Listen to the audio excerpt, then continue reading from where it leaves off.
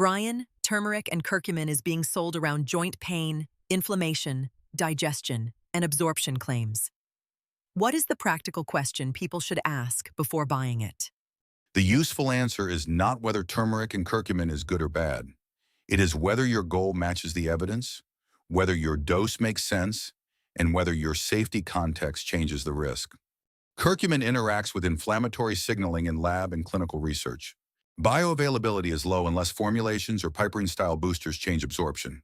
Food spice, extract capsule, and boosted formula are different exposures.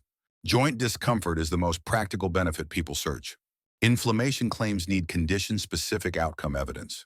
Digestive and liver claims are not the same as proven treatment. So the danger is not that turmeric and curcumin is useless. The danger is that people hear one real pathway and turn it into a cure-all. That is why the body ladder method starts with the target. What marker, symptom, deficiency risk, training goal, or timing problem are you trying to improve? Then look at dose, form, and product quality.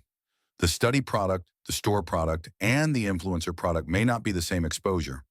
What is the safety line for turmeric and curcumin? This is the part people skip when the benefit story sounds exciting. Blood thinners, gallbladder disease, surgery planning, pregnancy, and liver concerns deserve caution. Piperine can change medication exposure.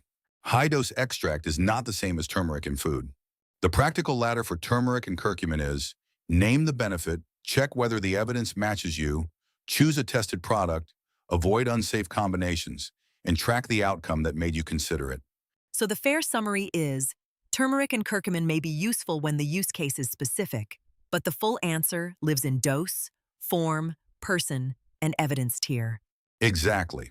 Curcumin has interesting anti-inflammatory mechanisms and some joint pain research, but absorption boosters and high-dose extracts can also change interaction risk.